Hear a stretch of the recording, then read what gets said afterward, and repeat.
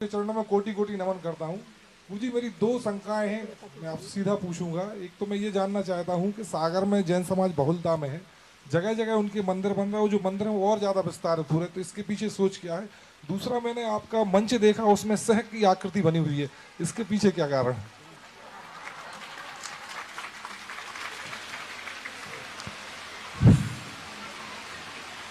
पहला प्रश्न का जो है, मंदिर बनाना हमारा पर्पस नहीं था। भगवान के लिए मंदिर नहीं बनते। इसके दो कारण होते हैं।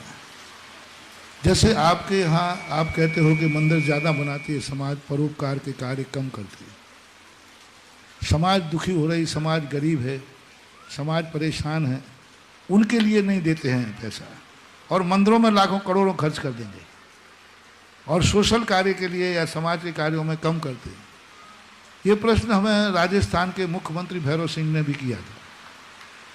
तब उनको हमने जवाब दिया था कि जब आप गरीबों की सहायता करना चाहते हैं, आपके जब अकाल पड़ता है, तो आप पैसा बांटते हैं या कोई योजना निकालते हैं? तो उन्होंने कहा हम लोग नरेगा मरेगा कोई योजना, हमने ऐसे ही पैसा क्यों नहीं बांट देते? तो बोले नहीं, ये ठीक नहीं है, इससे अकर्मण्यता फैलेगी। तो हम उसका क्या करते हैं कि हम कोई नरेगा मरेगा आकी योजना निकाल करके उनसे मजदूरी कराकर पैसा दे देते हैं।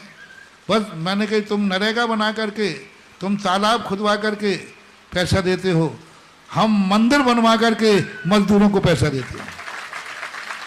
क्योंकि सेठ वैसा पैसा देने वाला नहीं है। सेठ से यदि मैं कहूँ कि भाई ये भिखारी आ गया, इसका एक मकान बनवा दो, तो वो कहेगा महाराज जी, अब सेठ चूंकि धर्मात्मा, उससे कहा देख मंदिर बनाना है, बोले महाराज कितने। अब मंदिर जब बना, एक मंदिर बनने पर कितने मजदूर पलते हैं? वो पैसा जो तिजोरी में रखा था, उन मंदिर के नाम पर बाजार में आया कि नहीं?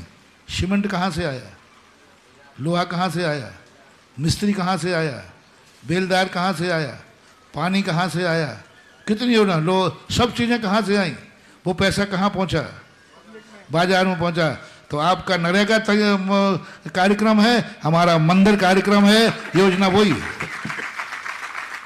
एक क्षेत्र बनता है, हमने देखा हाँ, एक क्षेत्र बन रहा था, जिन गांव के घरों में एक गांव के पास पक्का मकान नहीं था, एक गांव।